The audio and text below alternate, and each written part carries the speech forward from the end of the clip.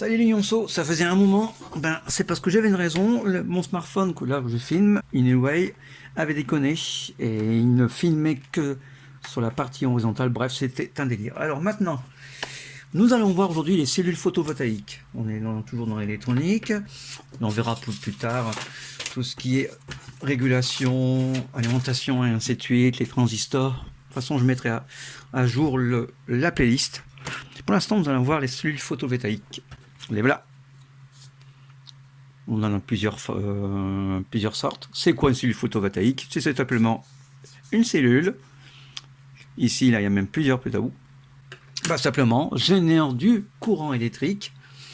Parce que à base de photons, la lumière est une série, en fait. C'est une association d'un champ magnétique, un champ électrique et un champ magnétique ici, comme ça. Le champ électrique est là, le champ magnétique tourne tout autour.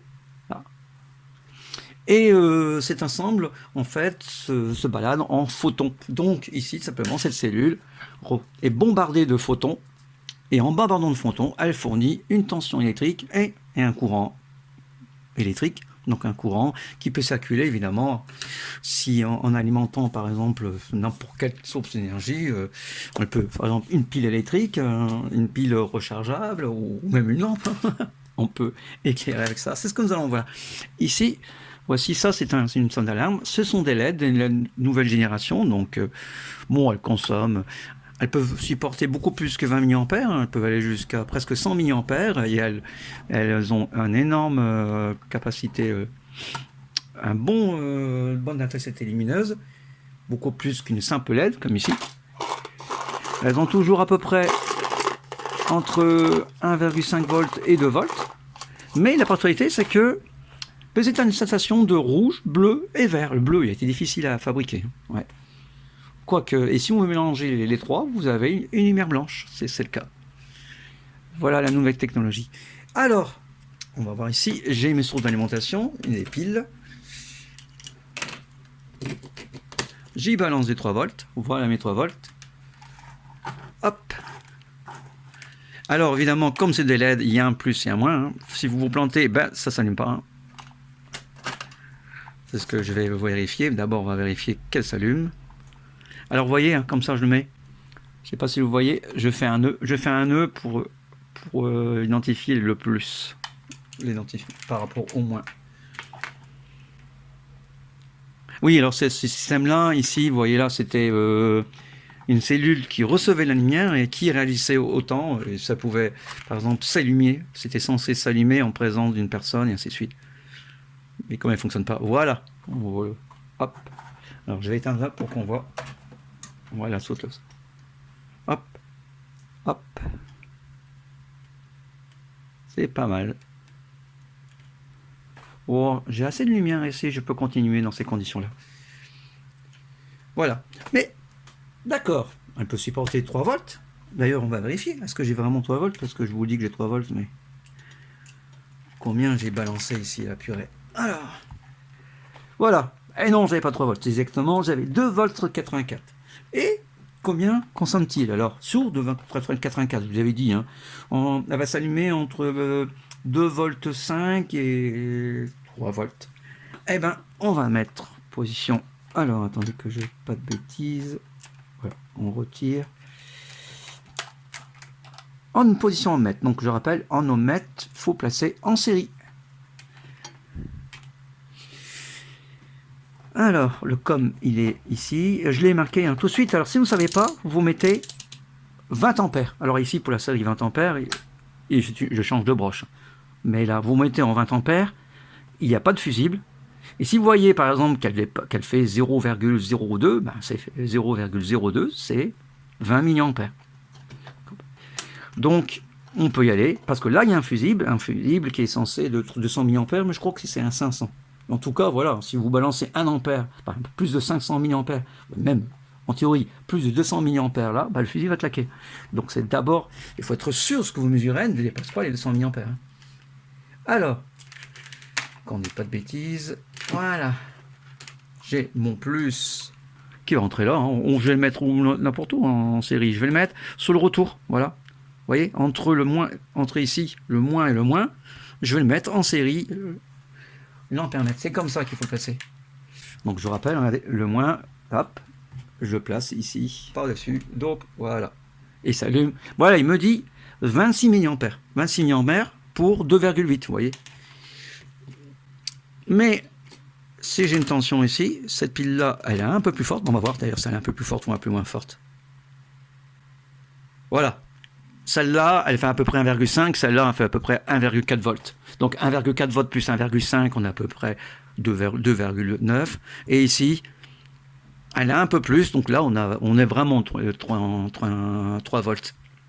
45. Et on va vérifier la tension exacte. Ça fait 3 volts au moins. Voilà. C'est logique. Voilà, pour 2 volts 98, on voyait que 45 mA, et pour 2 volts 8 à peu près 20 mA. Voilà, voilà ce qui concerne. Maintenant, on va voir la cellule photovoltaïque. Alors je détache. L'alimentation, on enlève. On n'a plus besoin de ces piles-là. Maintenant, la source d'alimentation, c'est la fameuse cellule photovoltaïque. Ah oui, c'est vrai que je n'ai pas montré en fait que cette LED là ne s'allumait pas sans tromper si on inversait les sens. Voilà, là elle s'allume. Et maintenant, j'inverse ici, le moins en plus, et le plus c'est le rouge. Voilà, et ça s'allume pas. Ouais. Tension inverse. Ne vous inquiétez pas, hein, comme c'est une LED, ce sont des diodes. Si on met à l'inverse, elle bloque. Le courant ne passe pas, elle est protégée. Bon, voilà.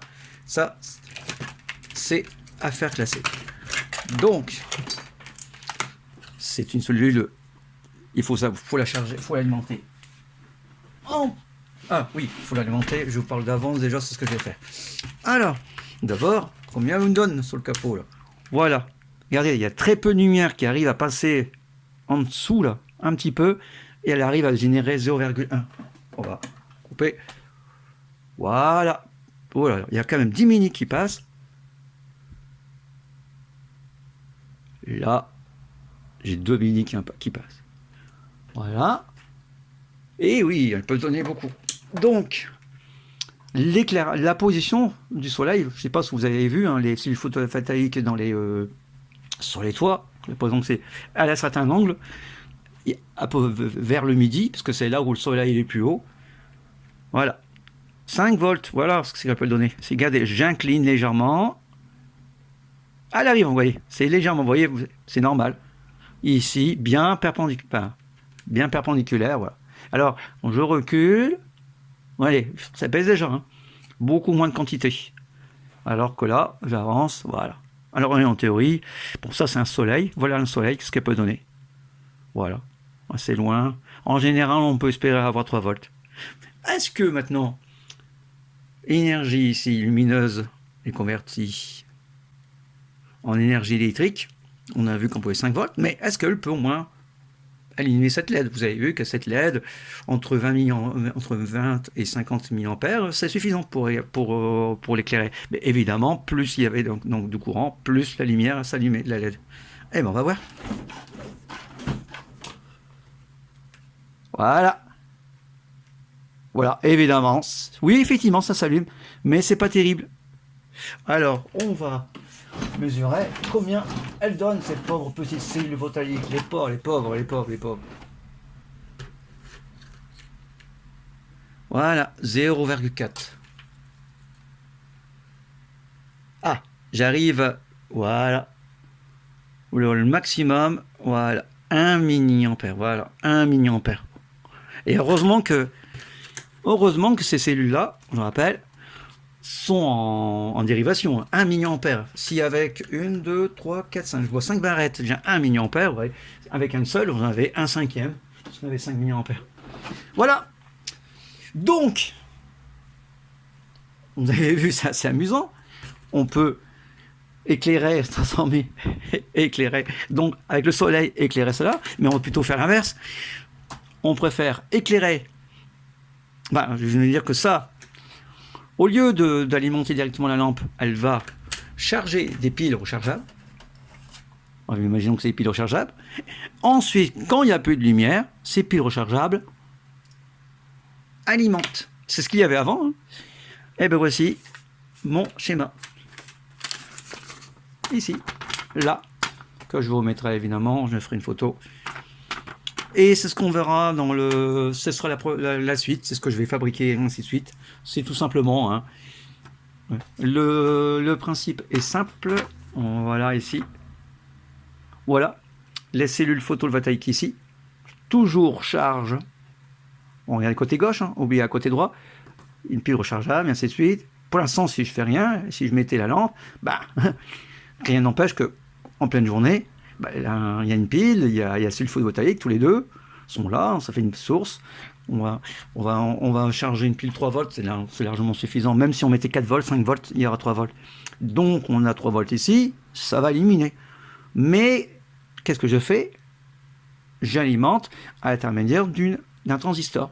Ici, je l'ai mis en collecteur commun. Bref, ce transistor, il sera passant que si j'ai une tension base élémentaire de 0,6 volts. Qu'est-ce que j'ai mis ici en parallèle, là, à sa base? C'est un sulfure de cadmium, c'est ce que je vais faire quand j'expliquerai le prochain coup, qui, bah c'est comme la cellule photovoltaïque, mais c'est sa résistance. Quand il y a la lumière, elle a une résistance quasiment nulle, on va dire nulle, en réalité c'est 300 ohms. Si par contre il n'y a pas de lumière, elle a une résistance interne qui est extrêmement grande, donc de l'ordre d'un 1 mégaoctet. Donc ici, s'il y a la lumière, elle court-circuite ici, cette tension-là, elle ne peut jamais avoir 0,6 volts. Donc si jamais elle le court-circuite, jamais la base sera alimentée.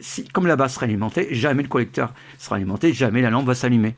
Donc, vous avez compris, à l'obscurité, cette sulfure cadmium ici, là, elle est coupée. Tout le courant peut donc passer par cette résistance-là, ce qui est calculé hein, en fonction du bêta, hein, centième. Si on a 50 mA, on va essayer d'avoir au moins 50 mA divisé par 100, c'est le gain du transistor. C'est très facile, moi j'ai calculé 10 kOhm. Et donc, s'il n'y a pas de lumière, cette cadmium ne court-circuite plus là, cette base élémentaire peut très bien alimenter, et ainsi de suite. En fait, tout le courant est carrément passé là, hein. Elle peut passer par là. Il y a du caca qui passe. Donc, la base est alimentée, elle est bien saturée, on a mis largement ce qu'il fallait. Le courant passe, magnifique, la lampe s'allume, la lampe s'allumera, parce qu'il y a toujours cette source-là à la borne. Il n'y a plus de source aux bases de la cellule photovoltaïque. C'est normal, hein, elle ne donne plus de courant, mais les piles rechargeables, elles sont là, elles sont bien chargées à bloc, et elles vont allumer, juste en espérant la capacité d'une pile largement, parce que une pile rechargeable peut donner au moins 1 ampère, elle peut donner à peu près entre 20 et 50 mA pendant toute une nuit. Hein. Et rebelote, on a la journée, elle est rechargée, le transistor il est bloqué, et donc la pile rechargeable, elle se charge, elle n'alimentera jamais. Voilà, j'espère que tout s'est bien passé. À plus.